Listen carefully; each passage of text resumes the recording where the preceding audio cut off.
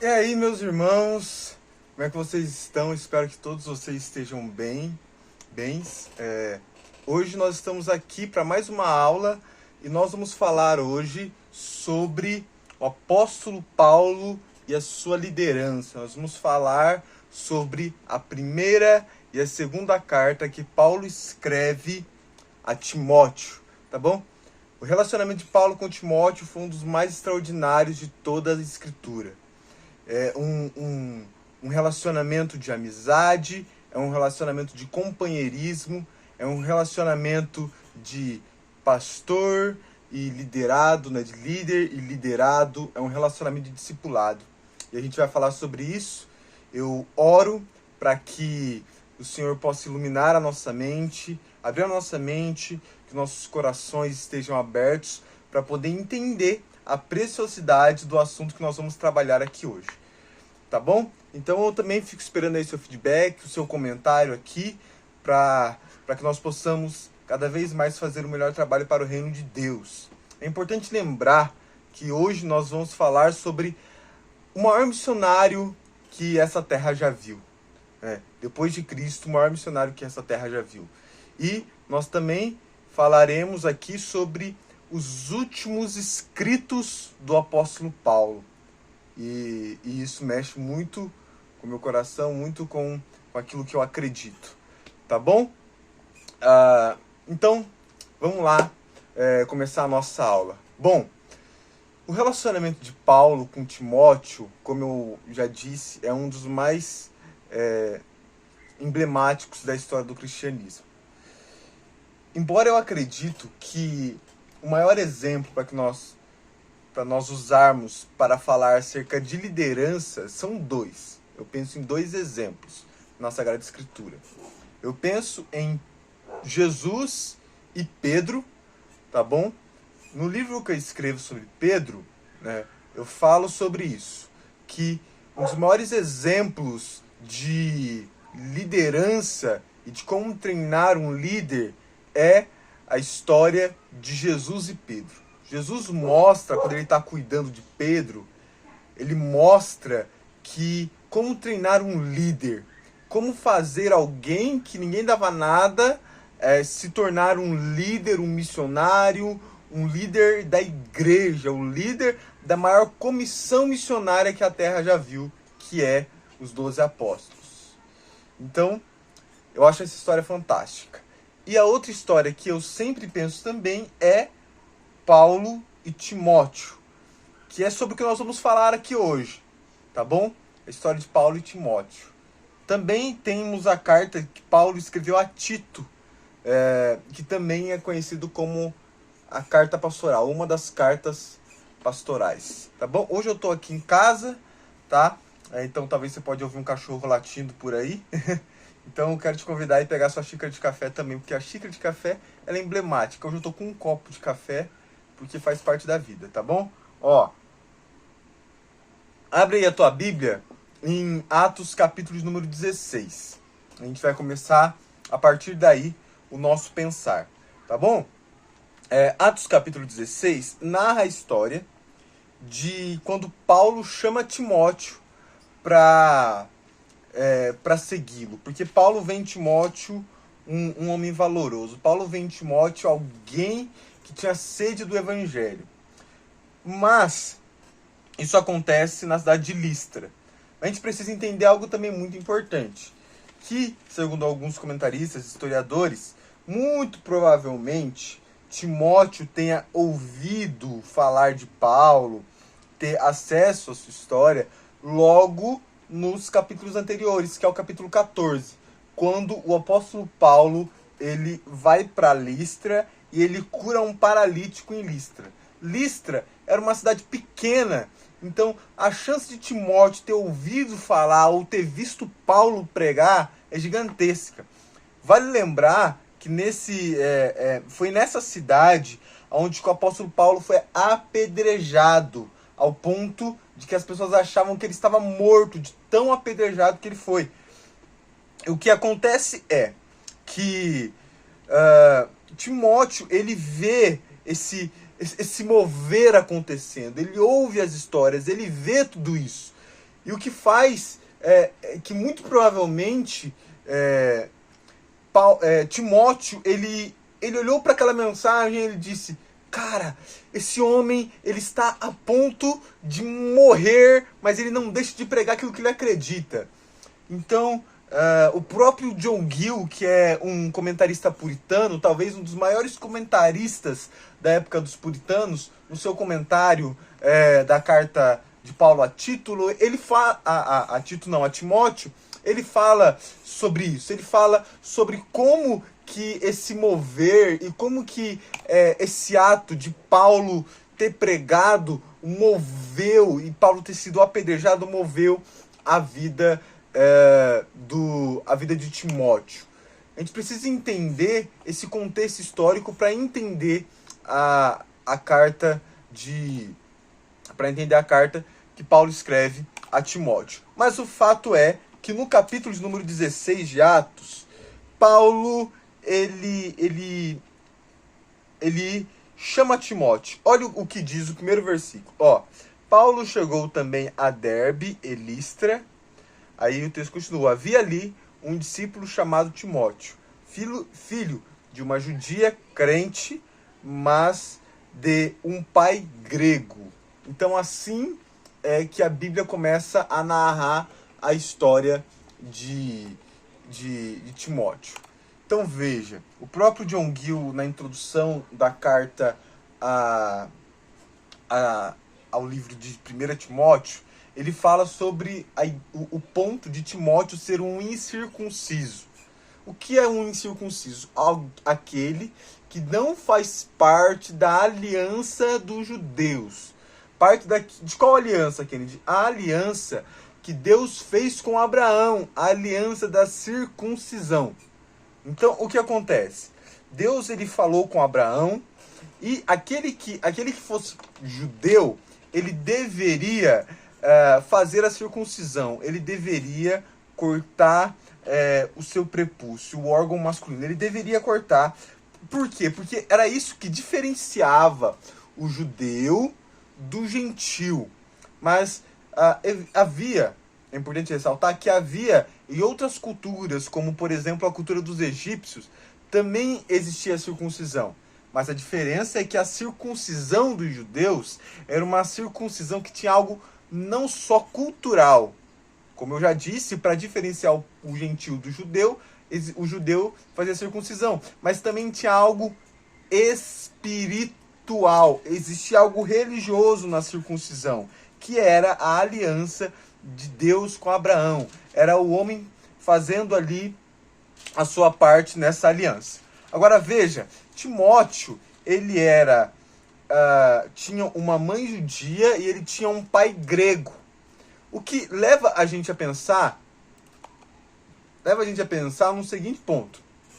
Cheguei a anotar aqui, Timóteo, ele era grego demais para ser aceito pelos judeus. E como filho de uma judia, ele era judeu demais para ser aceito pelos gregos.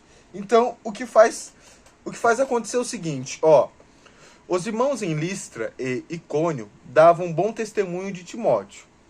Paulo queria que Timóteo fosse em sua companhia e por isso circuncidou-o por causa dos judeus daqueles lugares. Então veja, Paulo sabia que existia dentre os judeus essa divergência. O Timóteo ali, ele não está circuncidado não, então a gente não vai poder muito ouvir o que ele está falando.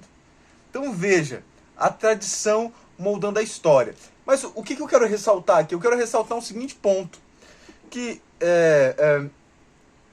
a mãe de Timóteo, que era judia, ela era uma judia, o texto diz, uma judia crente, ela era uma cristã, ela se converteu.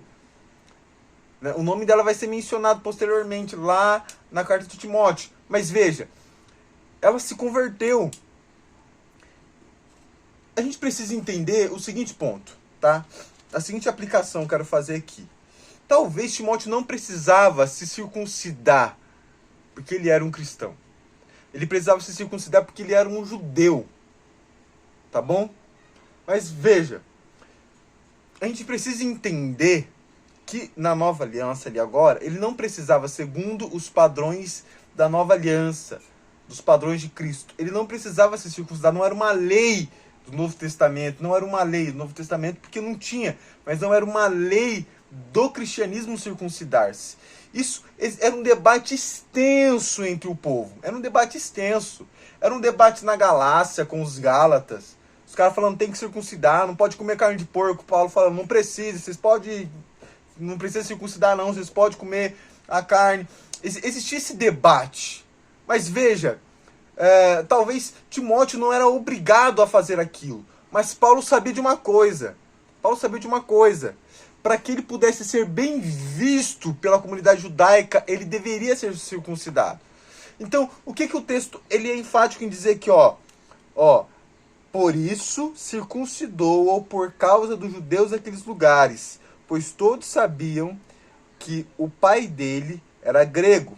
Ao passar pelas cidades, entregavam aos irmãos as decisões tomadas pelos apóstolos e presbíteros de Jerusalém, para que observassem. Então veja, ele tinha uma grande missão, era ensinar aquilo que a nova era que estava sendo apregoada naquele tempo. Agora veja, às vezes, preste muita atenção no que eu vou dizer, às vezes não é errado você fazer tal coisa, não é errado você ter tal tipo de comportamento, talvez não é errado você tomar alguma decisão, mas pense que você faz parte de uma comunidade. Pense que você faz parte de uma comunidade e como alguém que é encarregado por Deus para pregar o evangelho, tem coisas que não é pecado, mas que você vai precisar deixar de fazer. Você vai precisar de ausentar-se disso, mesmo não sendo pecado. Aí você me pergunta, Kennedy, por quê? Vou te responder.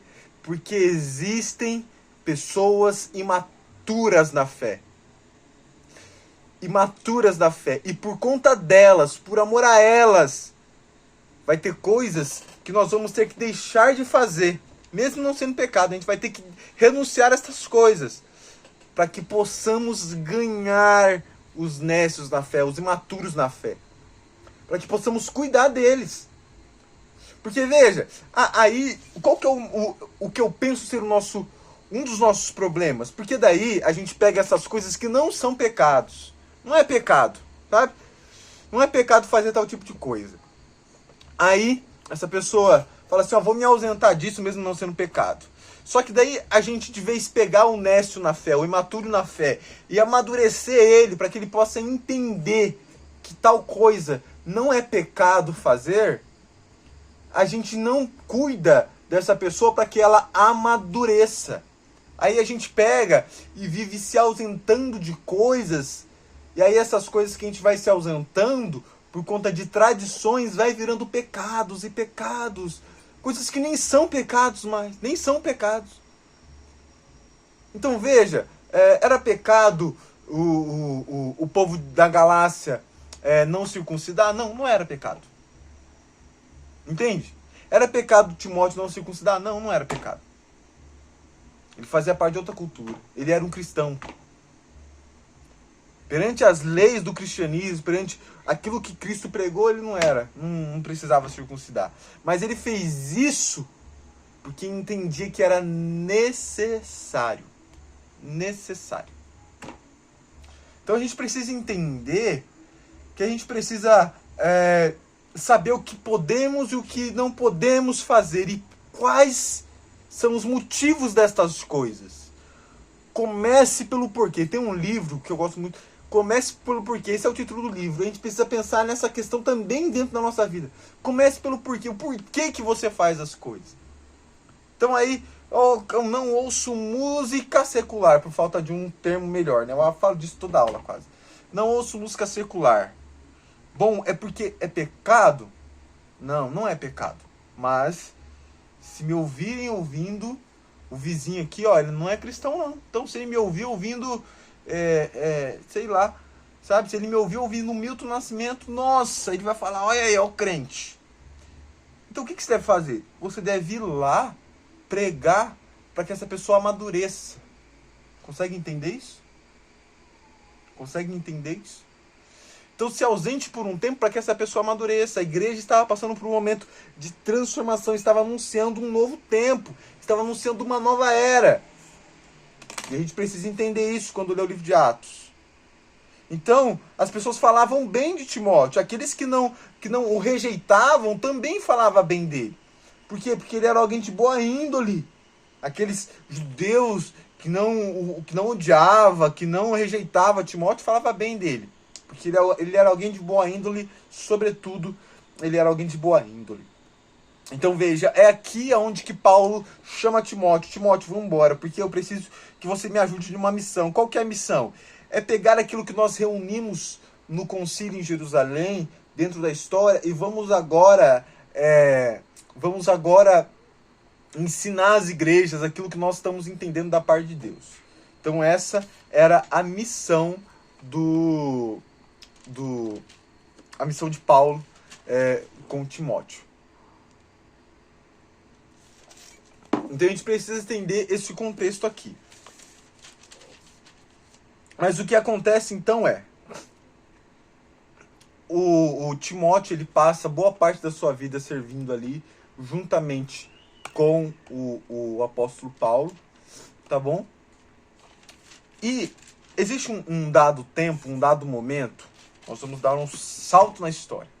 Existe um dado momento onde que, passando pelas igrejas, né, Paulo entende que Timóteo precisava ficar em Éfeso. Em Corinto, eles passam, em Filipos, eles passam, em Tessalônica, eles passam, mas Paulo entende que era importante que Timóteo ele começasse o seu ministério sozinho. Olha, gente, acompanhamento, discipulado, sabe? Não é, vai aí, entendeu? Tu se vira aí com os teus problemas.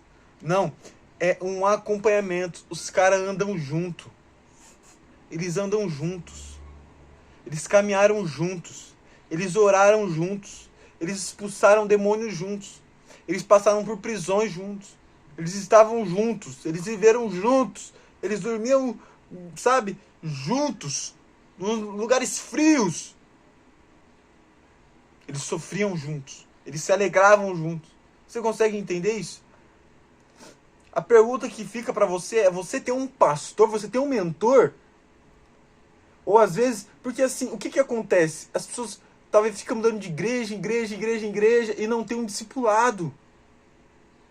Sabe? O discipulado não serve para você ficar pedindo permissão pro teu discipulador, não. O discipulado serve para vocês andarem juntos, para você ver os defeitos dele, para ele ver os seus e vocês caminharem juntos. É para isso que serve o discipulado. Então Paulo e Timóteo, eles andavam juntos, eles caminharam juntos. Até o dado momento em que Paulo disse: chegou a tua hora, meu irmão. Aqui em Éfeso estava confusão, Timóteo. A galera que veio aqui, eles estavam imaturos da fé. Esse foi um dos principais motivos para que Paulo deixasse Timóteo em Éfeso. A galera aqui está imatura na fé, Timóteo. A galera aqui, os líderes que estavam aqui, eles queriam um crescimento, mas era um crescimento rápido, mas é um crescimento imaturo, não dá. Alguém precisa ficar aqui para cuidar desses caras. Você vai ficar aqui. Timóteo sai de lá, Paulo sai de lá, deixando Timóteo, mas o que acontece é algo muito importante. Paulo escreve essa carta para Timóteo porque ele sabia que era um grande desafio. Então veja, às vezes a agência missionária tal enviou um missionário para não sei na onde, mas deixou o cara lá, sem acompanhamento, sem ter ninguém para cuidar dele. Não foi isso que Paulo fez, não. Paulo deixou Timóteo na obra missionária em Éfeso, mas ele deixou uma carta, vou deixar uma carta aqui para te ajudar, tá bom? Vou deixar uma carta aqui para te orientar, porque você não tá sozinho. Eu não tô aqui, mas eu vou te orientar. Falta orientação nas nossas igrejas. Eu fui pregar esses tempos atrás em um congresso de jovens e adolescentes. E o tema lá era Provérbios 1. E eu, em oração, pedindo a Deus palavras para ministrar lá, Deus disse para mim: você vai lá para dar conselho. E eu, mas por quê? Vou lá para dar conselho. A galera sempre me chama lá para fazer sermão expositivo, pregar a palavra de forma dando estudo pra galera. Que é isso que eu faço. E aí, Deus falou pra mim assim, ó, hoje você vai lá para dar conselho. Eu falei, por que eu vou lá para dar conselho? Enquanto eu estava pregando, olhando para aquela galera, como se Deus falasse comigo, ó, Kennedy, eles estão órfãos. Não existe. Eu não queria usar essa palavra, mas eu vou usar. Não existe paternidade. Não existe paternidade física. Tem muitos jovens, muitas crianças, muitos adolescentes que não têm pais. Não tem pai. Gente que não tem mãe, gente que não tem pai, gente que não tem orientação. São órfãos de pais vivos. Só que a gente tá tão preocupado em colocar um painel de LED na igreja, em pintar a igreja de preta. A gente tá tão preocupado em ter um ministério de dança bonito na igreja, que a gente não se preocupa com o mínimo, que é cuidado. O mínimo que é o cuidado. Às vezes eu oro, Deus, que destrua todos os templos, cara. Que acabam todos os painéis de LEDs das igrejas. Se a igreja não souber cuidar, se a igreja não souber que existe uma crise de paternidade na nossa nação, uma crise de ensino, uma crise de cuidado, não tem estrutura no mundo, que vai fazer com que as pessoas conheçam o verdadeiro evangelho. E eles me perguntaram assim, em uma conversa, Kennedy, eu acho que a igreja brasileira precisa de uma reforma. Respondi, a igreja brasileira precisa de Jesus, brother. A gente está preocupado em construir um templo bonitinho quando Jesus está do lado de fora. A gente precisa voltar lá pro início. Fazer o mínimo. O mínimo não está fazendo, não precisa de construção bonita, não. Nós tem que fazer o mínimo. A gente vai ver que Paulo ele orienta Timóteo a fazer o mínimo. Timóteo, vai cuidar da viúva, brother. Vai falar que o homem tem que fazer isso, que a mulher tem que fazer isso. Vai falar o que cada um tem que fazer, porque nem isso a gente é capaz de fazer. A gente está numa crise porque a igreja não sabe responder uma coisa simples. Então, vejamos, eu estou aplicando o que está acontecendo lá. Ó, Paulo fala para Timóteo, ó, Timóteo, a gente precisa tratar coisas simples, tá bom, Timóteo? Então, ó, você vai cuidar da viúva, você vai falar aqui, ó, o que a igreja, o que o homem precisa fazer, o que a mulher precisa, qual que é o papel do homem, qual que é o papel da mulher. Aí a gente está numa crise imensa no Brasil, porque a igreja brasileira não sabe responder o que significa uma palavra simples, que é submissão. Aí as feministas do outro lado falam, eu não gosto da igreja porque a igreja... Não todos feministas, é óbvio, porque toda generalização é burra, tá, gente? Não tem generalização que preste. É igual, generalizar é igual alegoria, nenhuma presta. Mas vamos lá. Um grupo vai dizer assim, bom, então, eu não gosto da igreja porque a igreja diz que a mulher tem que ser submissa ao homem. Aí a igreja olha e de vez interpretar o texto corretamente, a igreja fica criando história. Não, é estar sobre uma missão. Mas falar que a mulher ela serve para estar... a submissão serve para... deixa eu colocar uma forma melhor. Que a palavra submissão é estar sob uma missão, é a mesma coisa de dizer que a mulher tem que obedecer ao homem, porque a mulher tem que servir a missão do homem. Por que a igreja também não fala que o homem tem que servir a missão da mulher? Porque é isso que a história diz, é isso que a Bíblia diz também. Ou ninguém nunca leu que a mulher de Provérbios 31 é uma mulher empreendedora, é uma mulher que tem servas, e é uma mulher que o homem também ajuda ela a crescer. Então veja, a gente não consegue responder coisas simples da vida.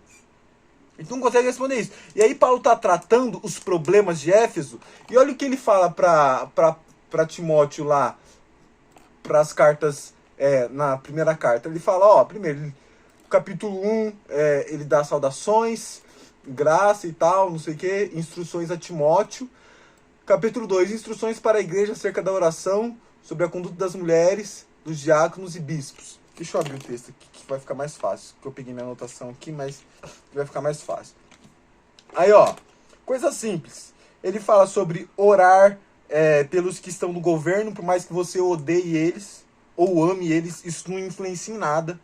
Isso quer dizer que se você ama ou odeia o Lula, você tem que orar por ele. Isso é mandamento bíblico. Ele fala sobre uma fé sem hipocrisia. É coisa simples, ó. Aí ele fala, aqui ó, a partir do versículo de número 8 até o versículo 15 do capítulo 2, ele fala sobre instruções para homens e mulheres. Ele fala sobre essas instruções. E a gente precisa responder essas coisas aqui. A gente precisa saber como responder essas coisas. Tá bom? Então, para a gente passar adiante aqui, eu quero frisar algumas coisas.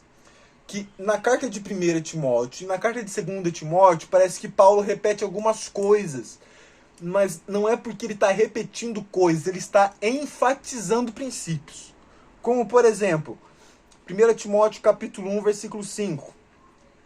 O objetivo desta admoestação é o amor que procede de um coração puro. Dê uma boa consciência e dê uma fé sem hipocrisia. Aí, se nós formos lá para 2 Timóteo, no capítulo número 1, ele fala assim, ó, que lembro de você nas minhas orações, lembro das suas lágrimas, ele fala, lembro da sua fé sem fingimento, que habitou também, aqui ó, sem fingimento, a mesma que primeiramente habitou na sua avó Lóide e na sua mãe Eunice. Então veja, o apóstolo Paulo, ele está usando coisas semelhantes e princípios semelhantes nas duas cartas de Timóteo. Mas não com não porque ele não tinha o que falar, é porque ele estava enfatizando alguns princípios. A gente vê também, aqui ó, no capítulo 4, no versículo 14, não seja negligente para com o dom que você recebeu, o qual lhe foi dado mediante profecia, com a imposição das mãos dos presbíteros. Aí você vai lá em 2 Timóteo 1,6, Paulo diz, por essa razão venho lembrar que lhe reavive o dom de Deus. Quer dizer, ó, não negligencie, reavive o dom de Deus. Tá vendo como que uma coisa tem a ver com a outra? Então Paulo está encorajando Timóteo a esses princípios, tá? E parece que Timóteo, perante essa lida na primeira e na segunda carta de Timóteo, parece que Timóteo ele era alguém que tinha muito medo de pregar o evangelho, parece que alguém era muito tímido, muito temeroso, porque veja, não por uma, mas duas vezes ele tem que dizer, Timóteo, aviva o dom de Deus que é em ti. Ó, logo no versículo 18, no capítulo 1, ele fala aqui ó, na primeira epístola, ó, essa demonstração faço a você, ó, a Timóteo, não é a igreja não, a Timóteo, ó, segundo as profecias que anteriormente foram feitas a seu respeito, que afirmando nelas, você combata um bom combate. Então veja, ele está falando para Timóteo, basicamente, Timóteo, para de ser mimizento, para de ser frescurento, para de dar desculpa. Por quê? Porque você precisa se afirmar na promessa que tem sido entregada a você. E não aquilo que as pessoas estão dizendo a teu respeito. Olha o nível que está a carta. Quando a gente está falando aqui, gente, a gente não está falando para qualquer tipo de pessoa. Eu estou me referindo aqui a líderes. Líderes de pequenos grupos, líderes de ministério, líderes de igreja.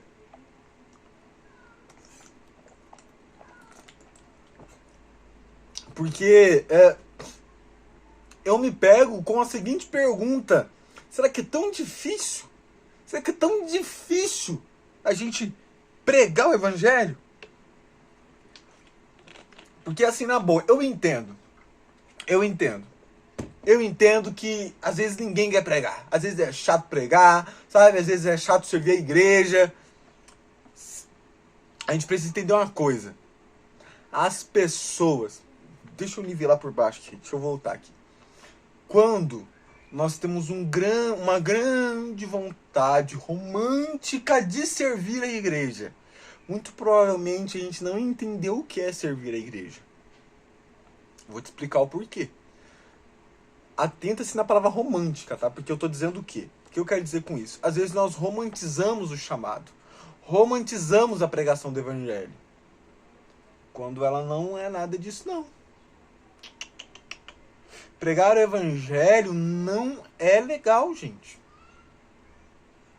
Falei esses dias aí para um amigo meu, ele falou assim, ó, mas É bom também. Eu falei, é bom. Concordo com você que é bom.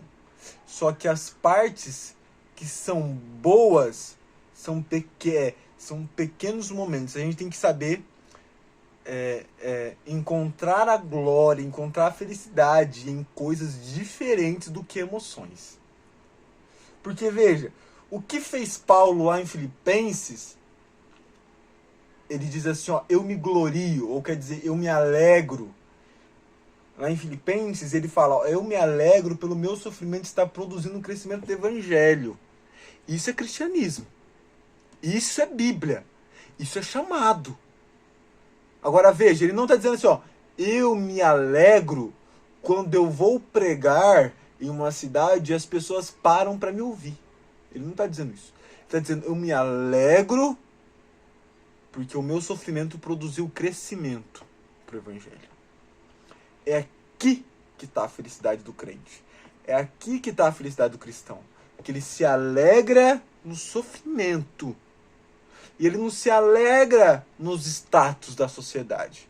Muito pelo contrário, na mesma carta Paulo fala que todos os status que ele recebeu na sociedade, ele considera como esterco. Ele considera como lixo, porque não serve para ele. Só não serve porque, sabe, eu me glorio na cruz. É isso que Paulo diz também em Gálatas. Eu me glorio na cruz de Cristo. Aí quando alguém perguntava para ele, ó, Paulo, você não pode vir pregar aqui não, Paulo, porque a gente não vai te ouvir não. Quando as pessoas tinham de alguma forma para rejeitar os ensinos de Paulo, Paulo dizia assim, ó, desde agora ninguém me perturbe. Gálatas 6:17. Porque trago em meu corpo as marcas de que pertence a Jesus. Eu trago aqui, ó, no meu braço, marca de que eu fui apedrejado lá em Listra. Veja. Eu trago em meu corpo as marcas de que fui arrastado em praça pública. O histórico de Paulo não é eu toquei pro fulano de tal, eu servi na igreja fulano de tal. O histórico de Paulo é eu fui apedrejado, eu fui preso, fui arrastado em praça pública, me expulsaram de cidades. Esse é o histórico do apóstolo Paulo. Aí vem esse tanto de gente, maravilha, sabe? Esses crentes Nutella, esses reformador Nutella de YouTube, falar pra mim, não, porque meu negócio aqui, ó, é debater assuntos teológicos no YouTube. Vou te falar aqui, ó, reformadores como Martim Lutero, que no período de pandemia de uma doença que tinha na época dele, ele abriu a casa dele junto com a Catarina Vambora para receber gente enferma e orar por todos que quisessem oração, independente se eles fossem contaminados com aquela doença ou não. Bom, nós tem reforma protestante hoje? Beleza. O que eu vou acreditar que existe cristão reformador, que existe reformadores no Brasil hoje? Quando nós fomos expulsos da nossa cidade por pregar o evangelho, assim como aconteceu com Calvino. Entende? Assim como aconteceu com John Knox, que foi expulso da Inglaterra por pregar o evangelho. Preste atenção onde nós estamos.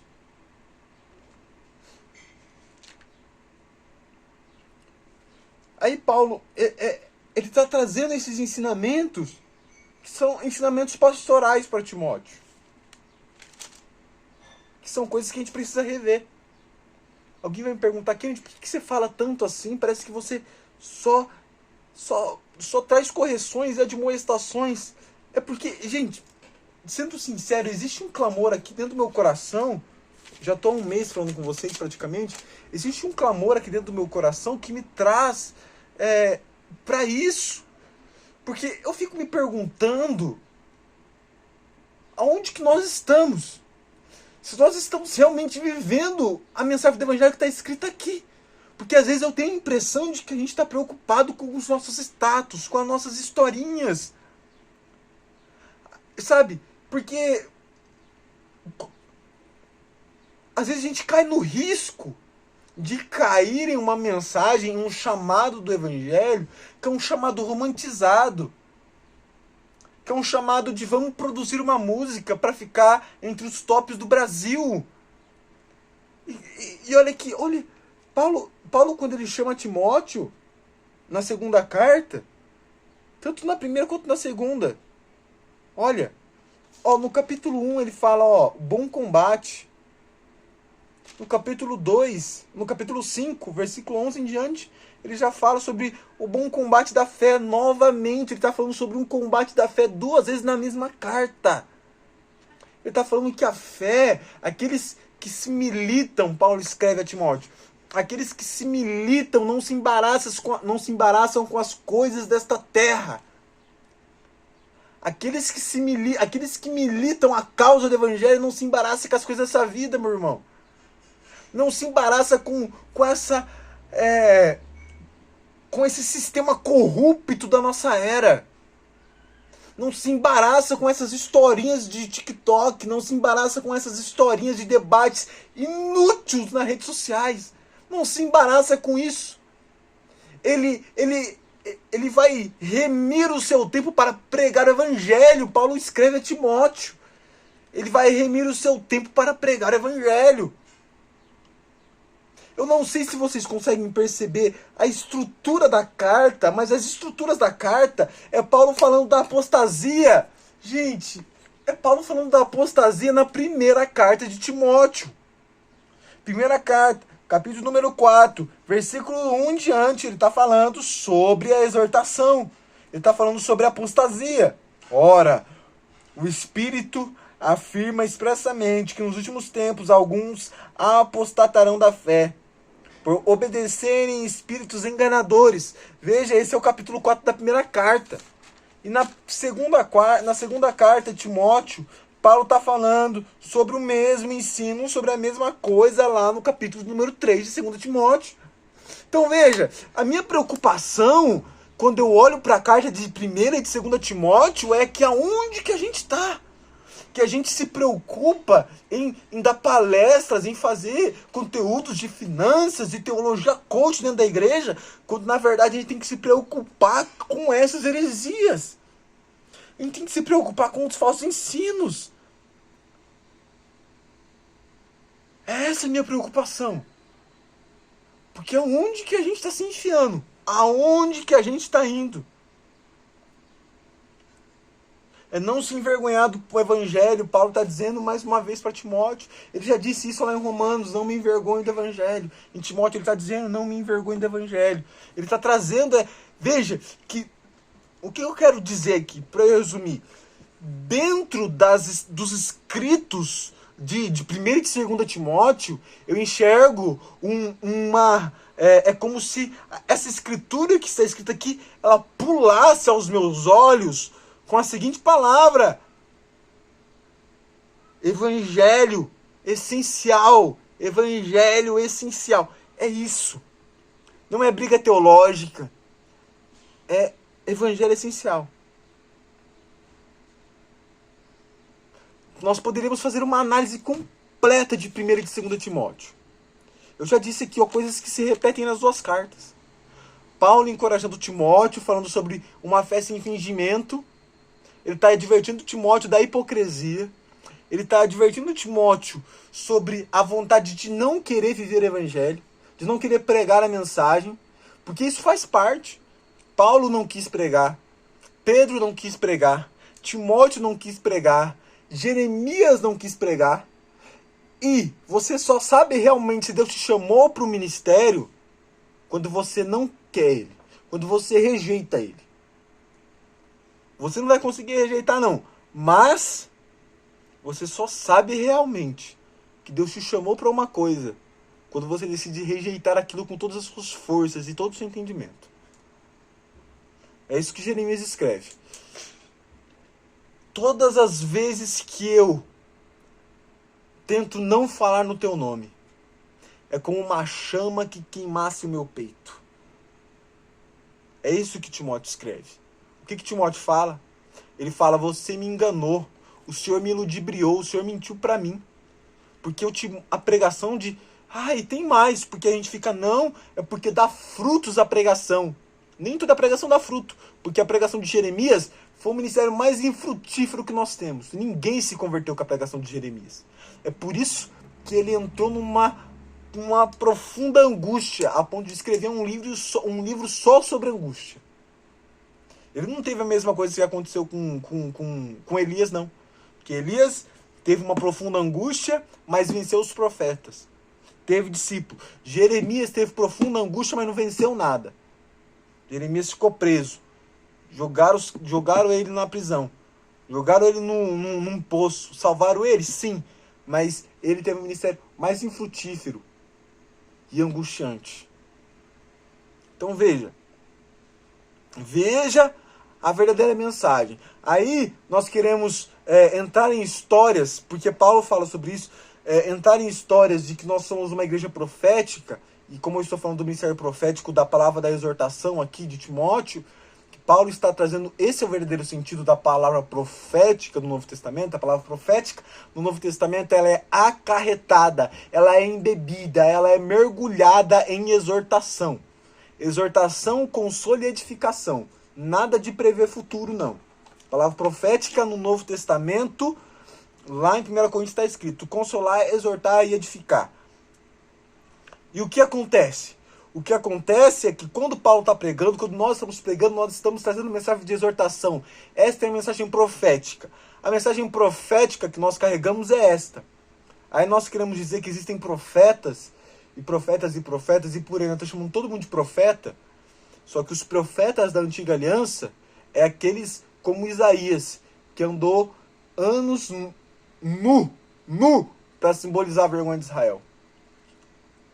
Profetas, realmente, com o ofício de profeta, é profeta como Oséias, que casou com prostituta para simbolizar a prostituição de Israel. Profetas, como ofício, são profetas como Jeremias, que chorou, porque ninguém ouvia a sua pregação. Não via multidões seguindo Jeremias, muito pelo contrário. Paulo ele está chamando Timóteo. Eu quero finalizar com 2 textos, Timóteo 1, 2 Timóteo 1 e 2 Timóteo 4. 2 Timóteo 1, versículo 3, 4 e 5, nós temos 3 vezes a palavra lembro. Ele diz, me lembro de você em minhas orações. Vale lembrar, gente, que a última carta que Paulo escreve, a última carta que se tem registro que Paulo escreve é a 2ª carta de Timóteo. O imperativo da carta é: vem sofrer comigo. Vem sofrer comigo aqui. Talvez você tenha conhecido o sermão musical do Marco Teles, chamado Amado Timóteo. Provavelmente é uma das maiores exposições do livro de 2 Timóteo. Por 3 vezes ele usa a palavra lembro. Primeiro é: lembro de você, Timóteo, em minhas orações. Aí ele fala: lembro das suas lágrimas. Veja, se tem lágrimas é porque existe sofrimento. Aí ele fala assim, lembro da sua fé sem fingimento.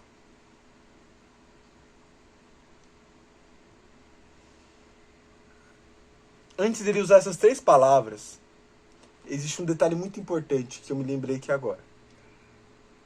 Lá no versículo 2, ele fala: ao amado filho Timóteo, que a graça e a misericórdia e a paz de Deus, Jesus Cristo, nosso Senhor, estejam com você.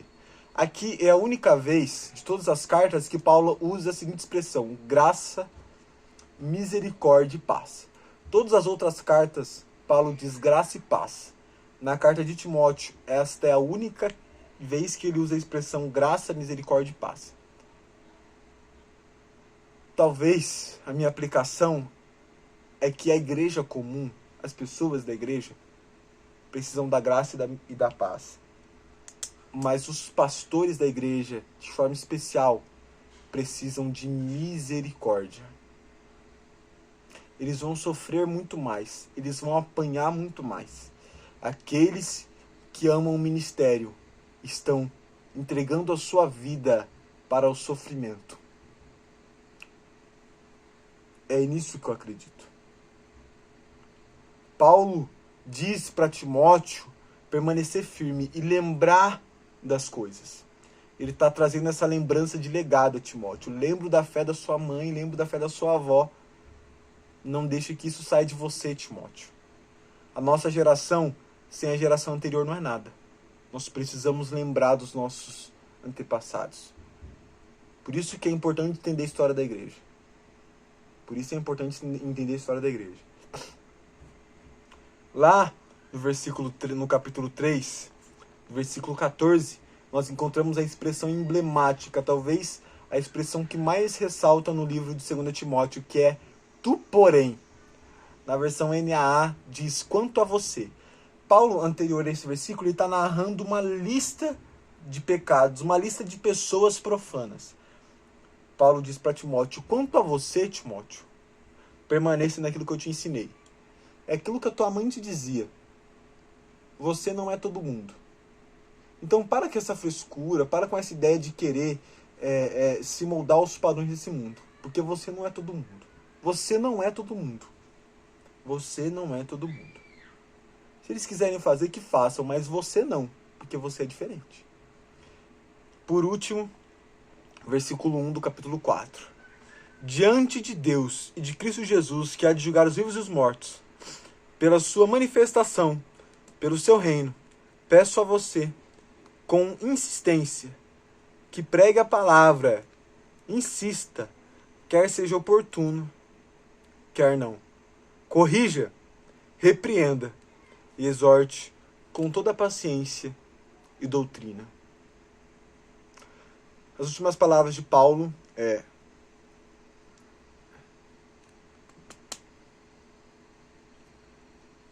prega o evangelho. Essa é a última coisa que Paulo tem para dizer. Prega o evangelho. Eu não sei o que você quer que esteja lá no seu túmulo quando você morrer. Mas talvez se a gente tivesse um jeito de fazer um túmulo para Paulo, isso aqui cairia muito bem. Porque essa é a última coisa que ele disse. É a última carta que ele disse para o mundo. Prega o evangelho. Se você e eu der conta de passar a nossa vida e quando morrermos, dizermos essa palavra de forma genuína, prega o evangelho, talvez a gente viveu uma vida plena. Talvez a gente viveu uma vida como deve ser vivida. O meu planejamento para essa aula era trazer um conteúdo exegético. Eu não consigo ir para isso quando eu tenho dentro do meu coração essas verdades que eu trouxe para vocês. Muito provavelmente, gente, essas aulas elas passam por um momento muito difícil para mim, que é um momento onde que eu tenho tentado encontrar uma maneira bíblica e sensata de voltarmos ao evangelho. Nos últimos meses eu tenho sofrido com aquilo que estamos vivendo enquanto Igreja de Cristo. Inúmeros debates teológicos entre catolicismo e protestantismo, calvinismo e arminiano, todos os debates teológicos que têm o seu lugar.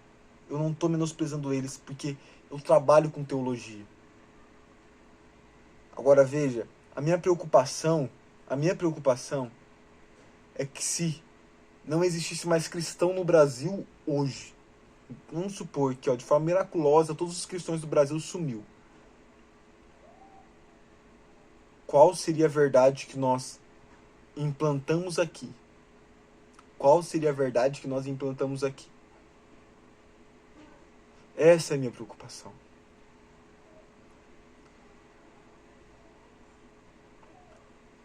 Talvez todas as coisas que nós aprendemos, que eu ministrei aqui, que eu aprendi com vocês, o meu coração ele clama por essa verdade. Cara, a gente precisa se arrepender. A gente tá todo errado. Existe dentro de mim aqui, Kennedy, você tá muito errado, cara. Você tá muito errado. E às vezes eu penso, cara, será que tá certo eu falar isso? Será que tá certo eu falar do jeito que eu falo? Será que tá certo essa exposição? A minha vontade, como eu disse, era trazer uma exposição exegética, estudarmos o texto de 2 Timóteo, de 1 Timóteo, a gente pegar as palavras do grego, mas eu não consigo fugir de uma mensagem simples que queima aqui, que é, cara, a gente precisa voltar pra isso aqui, sabe? O que fez Paulo morrer, brother? O que fez Paulo morrer pelo evangelho? Qual que é o chamado de Paulo para Timóteo? É vir sofrer. Não é vir ganhar um salário. É vir sofrer comigo aqui. É vir pro campo. Apanhar na cara enquanto prega evangelho. Ser apedrejado enquanto prega evangelho.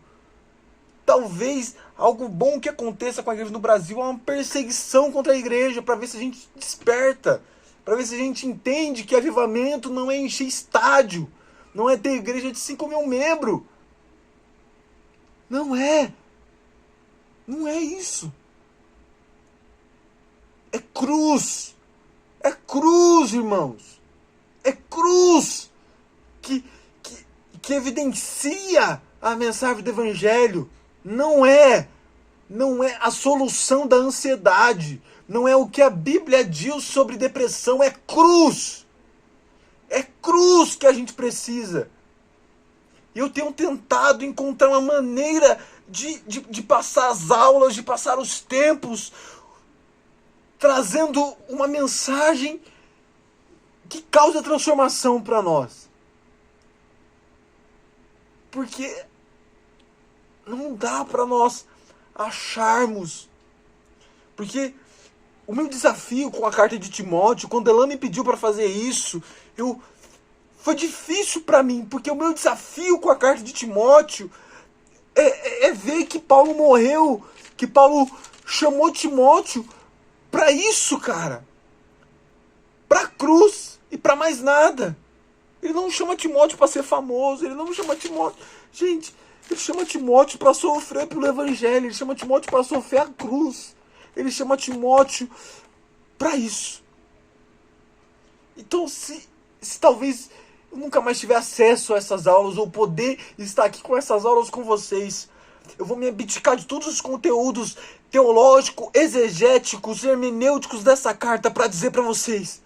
É cruz que resume a pregação de Paulo a Timóteo. É cruz que resume a liderança. É cruz que resume isso. Por que eu disse que um dos maiores exemplos para estudar liderança é Pedro e Jesus? É Jesus, o relacionamento de Jesus e Pedro. Porque o relacionamento de Jesus e Pedro está em uma palavra. Negue-se a si mesmo. O relacionamento entre Paulo e Timóteo está em uma palavra. Vem sofrer comigo. É aqui que está a chave de interpretação da liderança cristã. Negue-se a si mesmo e vem sofrer pelo evangelho. Se você quer ser líder e não quer isso, pelo amor de Deus, se abdique da sua liderança, se abdique de pregar evangelho. Porque a gente não precisa de mais um coach, a gente não precisa de mais nenhum desses. A gente precisa daqueles que querem negar a si mesmo, daqueles que querem sofrer pelo evangelho. E quer passar noites em claro com pessoas te ligando e te perturbando nas madrugadas, pedindo a sua ajuda. É disso que a gente precisa. É disso que precisamos. Negue-se a si mesmo e vem sofrer pelo evangelho. Essa é a tônica do Novo Testamento sobre liderança cristã. Nos submetamos a essas verdades. Esse é o mínimo. Existem tantas outras coisas. Como tratar a mulher, como tratar o homem, como é o presbítero, como é o diácono, como que é o governo da igreja. Existe tudo isso para trabalharmos. Mas tudo isso será inútil se não entendermos. Negue-se a si mesmo. E se não entendermos, vem sofrer comigo pelo evangelho. Eu oro muito para que Deus nos acompanhe, para que Deus abençoe esse movimento, para que Deus abençoe essas aulas, para que Deus abençoe e que nós possamos se arrepender. Se arrepender daquilo que somos enquanto igreja. Nós precisamos de Cristo no nosso coração. Precisamos de Cristo no nosso coração. Meus irmãos, Deus abençoe vocês. e que tudo isso possa servir de alguma forma para a igreja e para o crescimento do evangelho. Tá bom? Deus abençoe vocês e até a próxima.